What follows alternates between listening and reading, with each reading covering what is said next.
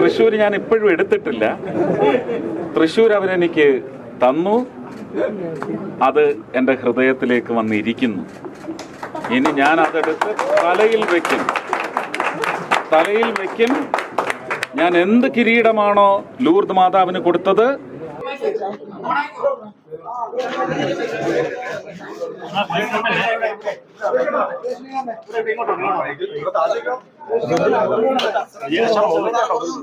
ഗുരുവായൂരപ്പന്, വടക്കുംനാഥന്, തിരുവമ്പാടി ശ്രീകൃഷ്ണസ്വാമിക്ക്, നെയ്തലക്കാവിലമ്മയ്ക്ക്, പാറമേക്കാവിലമ്മയ്ക്ക്, കാർത്യായനി ദേവിക്ക്, അങ്ങനെ തൃശ്ശൂർ എനിക്ക് ഈ വിജയം അനുഗ്രഹമായി സമ്മാനിച്ച എല്ലാ ഈശ്വരന്മാർക്കും, എൻ്റെ ലൂർദ് മാതാവിനും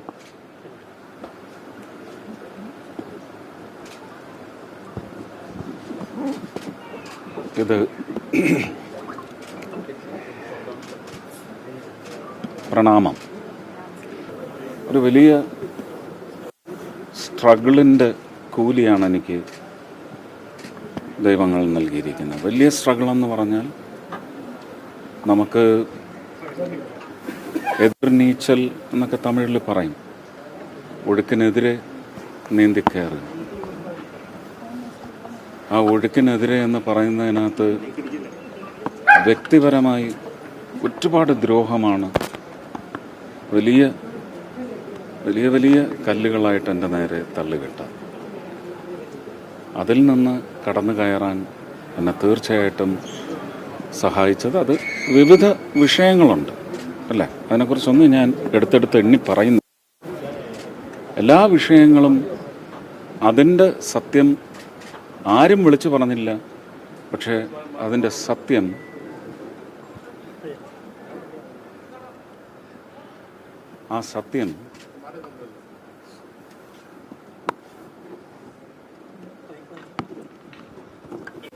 Wait.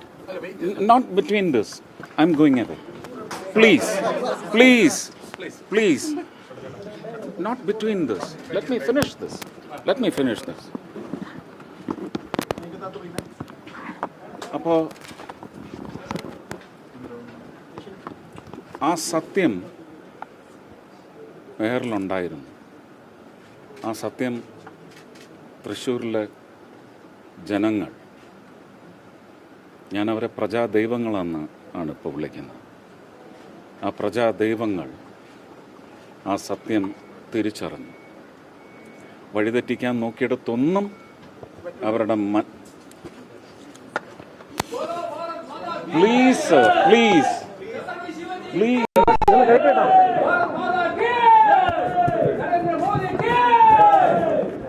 അവരുടെ മനസ്സിനെയും അവരുടെ തീരുമാനങ്ങളെയും ഒക്കെ വഴിതെറ്റിച്ചു വിടാനും വക്രവഴിക്ക് തിരിച്ചു വിടാനും നോക്കിയെടുത്തുന്ന ദൈവങ്ങളെല്ലാം അവരുടെ മനസ്സ് ശുദ്ധമായി തിരിച്ച് എൻ്റെയും എന്നിലൂടെ എൻ്റെ രാഷ്ട്രീയ കക്ഷിയിലേക്കും അവരുടെ നിശ്ചയങ്ങൾ തിരിച്ചു വിട്ടെങ്കിൽ ഇത് അവർ നൽകുന്ന അനുഗ്രഹം കൂടിയാണ്, വലിയ അനുഗ്രഹമാണ്.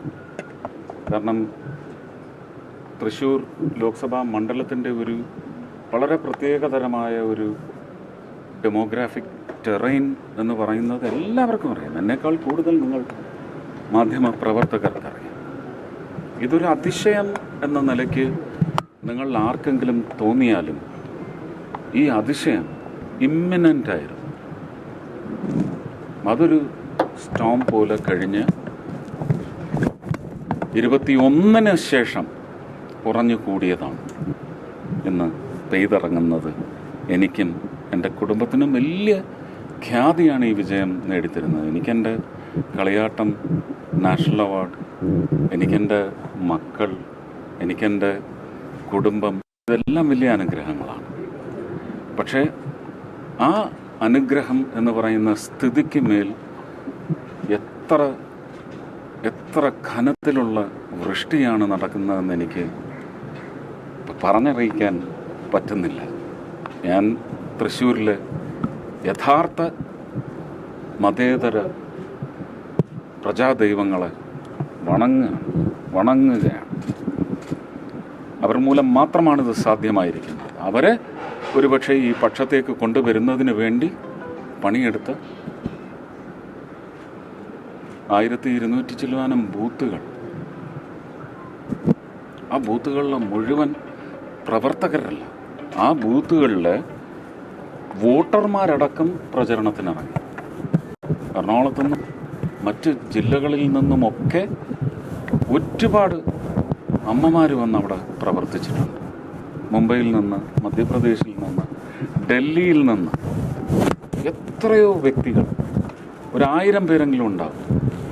ഈ 42 ദിവസവും എൻ്റെ പ്രയത്നത്തിനിടയ്ക്ക് അവരാണ് സത്യത്തിൽ എന്നെ പ്രൊജക്റ്റ് ചെയ്ത് കാട്ടിയത്. കാരണം അവരാരാണെന്ന് തെര്യപ്പെടുത്തുന്ന രൂപത്തിൽ പറഞ്ഞ അവരുടെ പ്രാദേശികം അല്ലെങ്കിൽ അവരുടെ പ്രദേശം എന്താണെന്ന് അറിയിച്ചതിൻ്റെ പശ്ചാത്തലത്തിൽ തന്നെ അതിന് വലിയ ഒരു പോസിറ്റീവ് ഇമ്പാക്റ്റ് ഉണ്ടാക്കാൻ അവരുടെ പ്രചരണത്തിന് സാധിച്ചിട്ടുണ്ട്. എൻ്റെ പാർട്ടി പ്രവർത്തകർ കഴിഞ്ഞ 5 വർഷമായിട്ട് ഞാൻ എന്തൊക്കെ ആവശ്യപ്പെട്ടു അത് മുഴുവൻ ഞാൻ പ്രതീക്ഷിച്ചതിൻ്റെ ഒരു 100 ഇരട്ടിയായി തിരിച്ചെനിക്ക് ജനങ്ങളിലേക്ക് അടുക്കാനുള്ള ഒരു മിഷനായി കൊണ്ടുപോകുന്നതിന് അവരൊരു വലിയ മെഷീനറി ആയിട്ട് പ്രവർത്തിച്ചിട്ടുണ്ട്. ഭാരതീയ ജനതാ പാർട്ടിയുടെ സ്റ്റേറ്റ് ഘടകത്തിനും ഒരുപക്ഷെ എന്നെ അവിടെ കൊണ്ടുവന്ന് ലോഞ്ച് ചെയ്ത് 2023 ലോഞ്ച് ചെയ്ത ശ്രീ അമിത് ഷാ, നരേന്ദ്രമോദി എനിക്കെൻ്റെ രാഷ്ട്രീയ ദൈവമാണ് എന്ന് പറയുമ്പോഴും ലിബറലാണോ എന്ന് ചോദിച്ചാൽ ആ നേച്ചർ വെച്ച് ഞാൻ പറയുന്നതല്ല.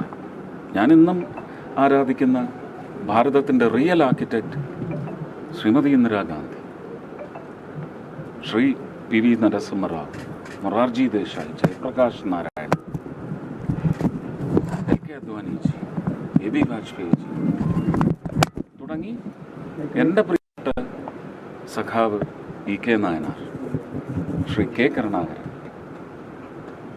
അവിടെ ഒരു മിതവാദിയോ അല്ലെങ്കിൽ സർവജന ഇഷ്ടം നേടാനോ വേണ്ടി പറയുന്നതല്ല. ഇതെല്ലാം എൻ്റെ ഹൃദയത്തിൽ ഇപ്പോഴും ഞാൻ സൂക്ഷിക്കുന്ന ബിംബങ്ങൾ തന്നെയാണ്. അതങ്ങനെ തന്നെ ഉണ്ടാവും. അപ്പോൾ ഈ 2 സൂപ്പർ ഹീറോസാണ് എൻ്റെ 2 നേതാക്കന്മാരെന്ന് ഞാൻ അന്നും പറഞ്ഞിട്ടുണ്ട്. ഇനിയും അവർ തന്നെയാണ് എൻ്റെ 2 നേതാക്കന്മാർ.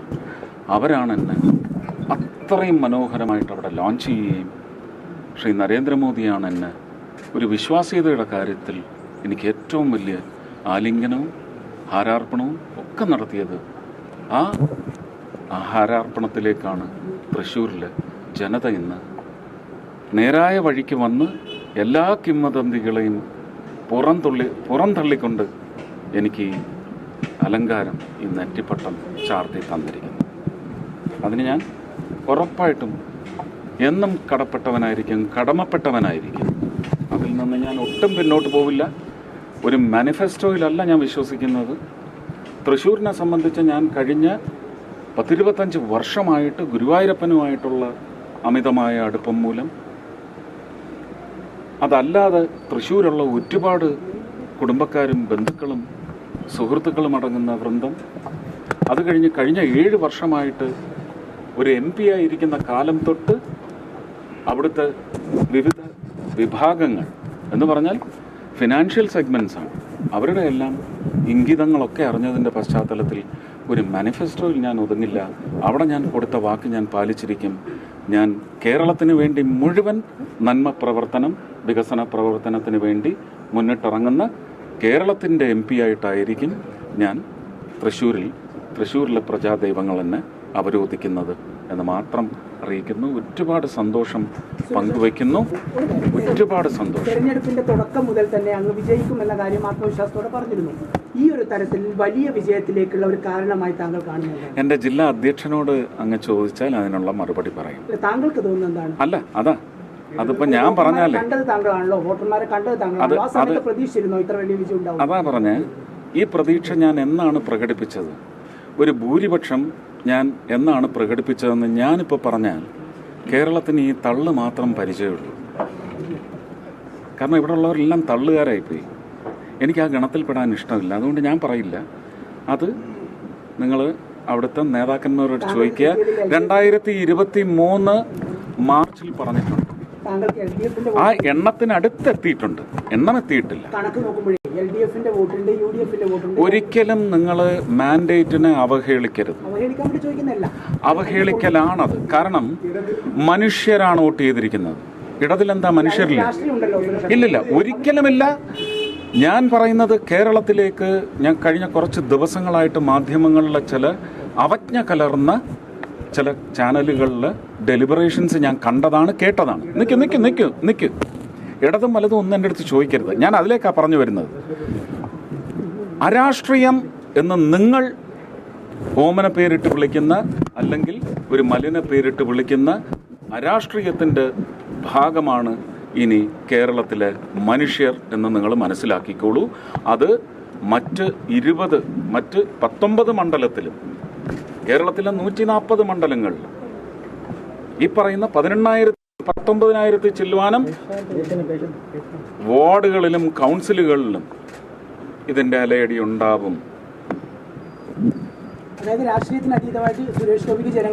എനിക്ക് മാത്രമല്ല, ഇനി അങ്ങനെയുള്ള വ്യക്തി കേന്ദ്രീകൃതമായ തെരഞ്ഞെടുപ്പ്, ഞങ്ങൾക്കാര് വന്നാൽ ഗുണമുണ്ടാകും എന്ന് പറയുന്ന അന്വേഷണം ആയിരിക്കും ആദ്യത്തെ തിരഞ്ഞെടുപ്പിലെ ജനങ്ങളുടെ നിശ്ചയത്തിലേക്ക് പോകുന്ന ചിന്ത അതായിരിക്കും. ഇല്ല, ഞാൻ അത് ഇലക്ഷന്റെ സമയത്ത് തന്നെ ഞാൻ ചങ്കൂറ്റത്തോടെ വിളിച്ചു പറഞ്ഞതാണ്.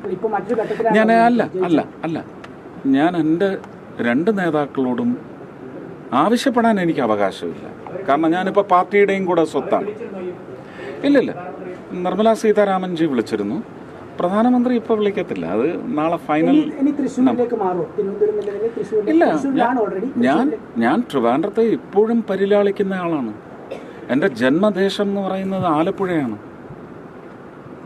ഞാൻ എയിംസിന് വേണ്ടി ഒരു ശ്രമം നടത്തുന്നുണ്ട്. അതെവിടെ വരുമെന്ന് നോക്കിക്കോളൂ. അപ്പൊ നിങ്ങൾക്ക് എനിക്ക് പ്രാദേശികത ഇല്ലാത്ത ആളാണെന്ന് നിങ്ങൾക്ക് മനസ്സിലാവും. എനിക്കറിയത്തില്ല, അത് ഞാൻ നാളെ ഇൻഡിഗോയ്ക്ക് ടിക്കറ്റ് എടുത്തിരിക്കുകയാണ്.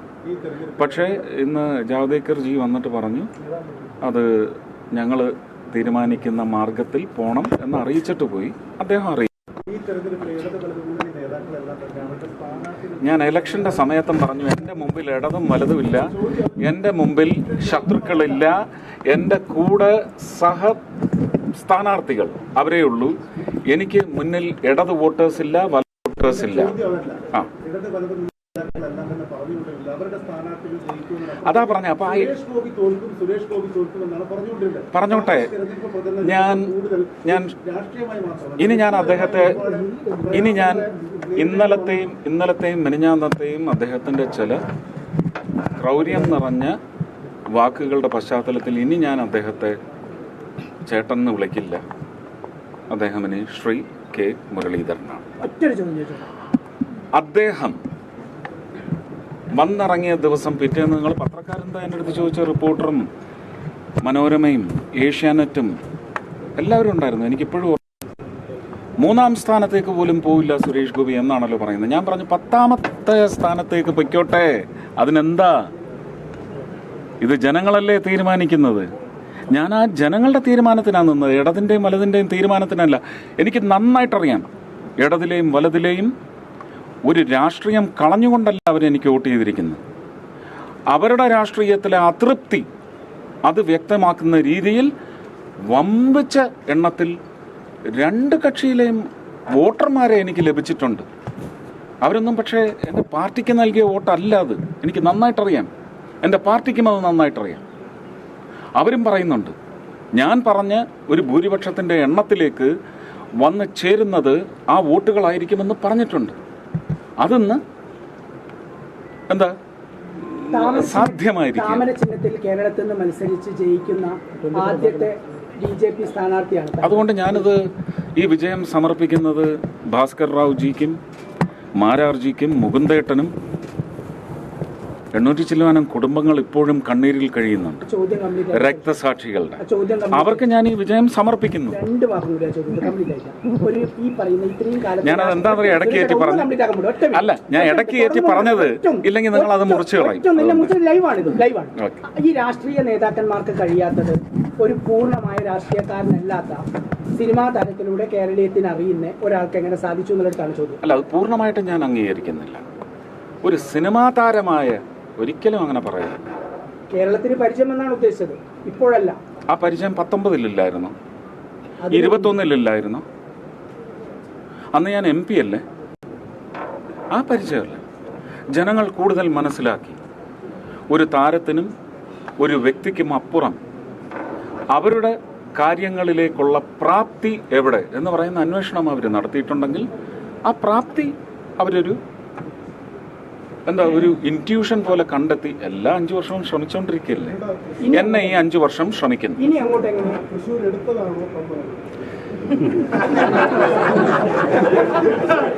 തൃശ്ശൂർ ഞാൻ ഇപ്പോഴും എടുത്തിട്ടില്ല. തൃശ്ശൂർ അവരെനിക്ക് തന്നു, അത് എൻ്റെ ഹൃദയത്തിലേക്ക് വന്നിരിക്കുന്നു. ഇനി ഞാൻ അതെടുത്ത് തലയിൽ വെക്കും. ഞാൻ എന്ത് കിരീടമാണോ ലൂർദ് മാതാവിന് കൊടുത്തത്, അതേ ഡിസ്ക്രിപ്റ്റിലുള്ള അതേ നറേറ്റീവിലുള്ള ഒരു കിരീടമായിട്ട് തൃശ്ശൂരിനെ ഞാൻ എൻ്റെ തലയിലെടുത്ത് വെക്കും. നെറ്റിപ്പട്ടം കെട്ടി തിടം വെച്ച് ഞാൻ കൊണ്ട് നടക്കും. ഇനി അങ്ങോട്ടേക്ക് എങ്ങനെയാണ്? ഇനി മുന്നോട്ട് അല്ല, I will. Just let me finish. I'm in a certain flow. Don't cut my flow, please. ഇനി അങ്ങോട്ടേക്ക് എങ്ങനെയാണ്? അല്ല, ഇനി അങ്ങോട്ടേക്കെന്ന് പറഞ്ഞാൽ നമുക്ക് അങ്ങനെ പ്ലാൻ ഇല്ല. ഞാൻ പറഞ്ഞില്ലേ, മാനിഫെസ്റ്റോ 5 കൊല്ലത്തെ പ്ലാനിൽ ഒരു 10 മോഡ്യൂൾസ് ഉണ്ട്. അതിൽ നിന്ന് ഞാൻ 3 മോഡ്യൂള് നടപ്പിലാക്കിയാൽ മതി. 3 മോഡ്യൂൾ എനിക്ക് അടുത്ത 5 വർഷം ഉറപ്പിക്കാം. അല്ലെങ്കിൽ എൻ്റെ പിൻഗാമി ആരാണോ ആ പിൻഗാമിക്ക് വേണ്ടി എനിക്ക് അത് ഉറപ്പിച്ചെടുക്കാൻ സാധിക്കും. വഞ്ചിക്കില്ല, ചതിക്കില്ല, പറഞ്ഞ വാക്കിൽ നിന്ന് മാറില്ല, ഉറപ്പ്. ഇത് മറ്റവരുടെ മുഷ്ടി ചുരുട്ടലല്ല കേട്ടോ. ഒരു മറുപടിയില്ല. അവരൊക്കെ ഇന്ന് സമാധാനമായിട്ട് ഉറങ്ങാൻ സാധിക്കട്ടെ. പിന്നെ അതുകൊണ്ടാണ് ഞാൻ പറഞ്ഞത്, നേരത്തെ ഒരു ഉന്നയിച്ചത്, ഞാൻ എൻ്റെ നേതാക്കളോട് 2 പേരോടും പറഞ്ഞിട്ടുണ്ട്. രാജ്നാഥ് സിംഗ് ജിയോട് പറഞ്ഞിട്ടുണ്ട്, ഇത് ഉറപ്പിച്ചതാണെന്ന് പറഞ്ഞ നിർമ്മലാ സീതാരാമൻ ജിയോട് പറഞ്ഞിട്ടുണ്ട്, അശ്വിനി വൈഷ്ണവ് ജി എടുത്ത് പറഞ്ഞിട്ടുണ്ട്, അനുരാഗ് ഠാക്കൂർ ജി എടുത്ത് പറഞ്ഞിട്ടുണ്ട്. ഇവരൊക്കെയാണ് എൻ്റെ സുഹൃത്തുക്കൾ. അപ്പോൾ അല്ല, കൈരളിയാണോ? ആണോ?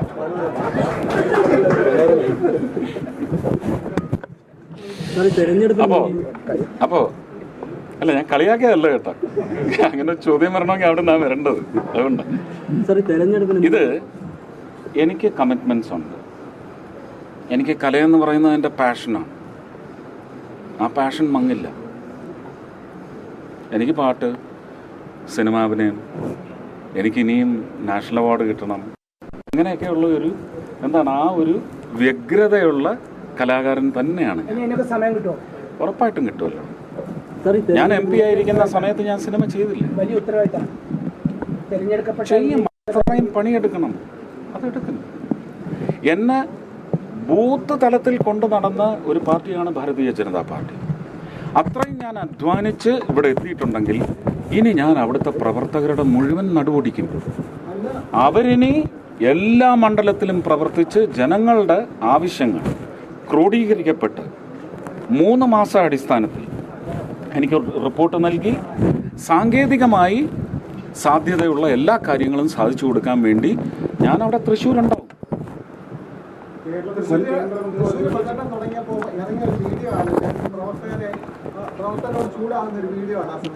എനിക്കറിയത്തില്ല അന്ന് അവിടെ വന്ന എണ്ണം. അന്ന് അവിടെ ഒരു കുട്ടിയെ കാണാതായിട്ട് അതിനെ തപ്പി കാട്ടിലേക്ക് പോയിരിക്കുക. എന്നിട്ട് അവിടെ വന്ന എണ്ണം എത്രയാണ്? അതിൽ എത്ര പേർക്ക് ഞാനും ഇഡ്ഡലി വിളമ്പി കൊടുത്തിട്ട് അവരുടെ കൂടെ നിന്ന് കഴിച്ചു. ഇതെല്ലാം കഴിഞ്ഞ് പുറത്ത് വന്നപ്പോൾ ആദിവാസി സഹോദരങ്ങളാണ് പറഞ്ഞത്, ഇവിടെ ഒരു 27 വോട്ടുണ്ട് ചെറുപ്പക്കാരുടെ, ചേർത്തിട്ടില്ല എന്ന് പറഞ്ഞു. ഇപ്പോഴും ഞാൻ ചൂടാവും, ഇനിയും ഞാൻ ദേഷ്യപ്പെടും. അതെന്നെ അമിത്ഷാജിയാണ് പഠിപ്പിച്ചത്. എന്തേ? ഇതേ പ്രവർത്തകർ പറയട്ടെ അവർക്ക് വിഷമമുണ്ടെന്ന്. അവൻ നിർത്തിപ്പൊരിക്കുന്നത് ഞാൻ കണ്ടതാണ്. എന്നെ തൃശ്ശൂർ വന്ന് ലോഞ്ച് ചെയ്തതിൻ്റെ അന്ന് രാത്രി ഈ ശക്തി കേന്ദ്ര നേതാക്കളുടെ ഒരു മീറ്റിംഗ് വെച്ചിട്ട് അവരെ നിർത്തിപ്പൊരിച്ചു, കളഞ്ഞിട്ട് പൊയ്ക്കോളാനാ പറഞ്ഞു. ഞാൻ പറഞ്ഞില്ലേ, എൻ്റെ അടുത്ത് മറ്റുള്ളവരുടെ കാര്യം ചോദിക്കരുത്. ബിജെപി സംസ്ഥാനത്തെ ബിജെപിയെ സംബന്ധിച്ചിടത്തോളം താങ്കളുടെ വിജയം കേരളത്തിൽ ബിജെപിക്ക് വലിയൊരു പേരോട്ടുണ്ടാക്കുന്ന തുടക്കം. അപ്പോൾ തുടക്കമാണ്. സംസ്ഥാനത്ത് നിന്ന് കേന്ദ്രമന്ത്രിമാർ ബിജെപിക്ക് ഉണ്ടായിട്ട് അത് രാജ്യസഭ വഴി ലോക്സഭ വഴി ഒരു മന്ത്രി പാർട്ടി നൽകിയെന്ന കാര്യം അത്തരത്തിലൊരു തീരുമാനത്തിൽ അത് വരുന്നതിനൊരു സമയമുണ്ട്. ആ സമയം എനിക്കറിയാം. അന്നേരത്തേക്ക് അത് വരൂ എന്നൊരു ഉറപ്പെനിക്കുണ്ട്. പക്ഷേ ഇനി എന്താവും എന്ന് എനിക്കറിയത്തില്ല. എങ്കിലും ഞാൻ അതിൻ്റെ മാർഗം കാണും. ഈ തെരഞ്ഞെടുപ്പ് സംസ്ഥാന സർക്കാരിന്റെ വിലയിരുത്തലാകുമെന്നാണ് മുഖ്യമന്ത്രി പറഞ്ഞത്. അതൊന്നും എനിക്കറിയില്ല. അതിനെക്കുറിച്ചൊന്നും എന്നോട് ചോദിക്കരുത്.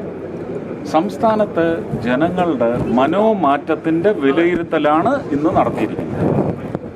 മനോമാറ്റത്തിൻ്റെ വിലയിരുത്തൽ നടന്നിട്ടുണ്ട്.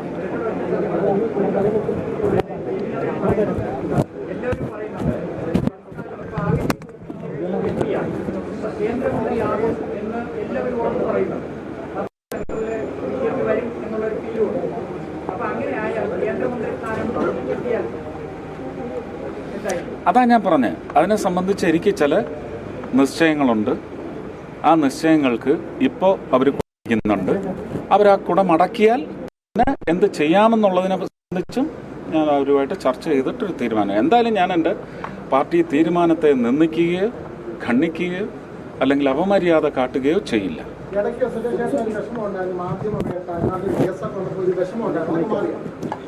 അതൊന്നും ഒരിക്കലും മാറില്ല. നിങ്ങൾ എന്നെ പട്ടടയിൽ കൊണ്ടുവച്ച് കത്തിച്ചാലും കാണും. ചതിയായിരുന്നു. ഒരു പൊളിറ്റിക്കൽ ചോദ്യം, മനുഷ്യനെ നിരക്കാത്ത ചതിയായിരുന്നു. ഏത് ഘടകമാണ് താങ്കൾക്ക് അനുകൂലമായത്? രാഷ്ട്രീയമായിട്ട് ഒരുപാട് വിഷയങ്ങൾ ചർച്ച ചെയ്തിട്ടുണ്ട്. ജനങ്ങൾ മനസ്സിലാക്കി. ഇല്ല കരുവന്നൂരല്ല ഞാൻ ആദ്യം പോയത്, മാവേലിക്കരയാണ്. ആ മാവേലിക്കരയിലെ ജീവിച്ചിരിക്കുന്ന രക്തസാക്ഷി ഇപ്പോഴും സൗദിയിലുണ്ട് നഴ്സായിട്ട്. അവർക്ക് വേണ്ടിയാണ് ഞാൻ പോയത്. അത് സെപ്റ്റംബറിലാണ്, 2021 സെപ്റ്റംബറിൽ.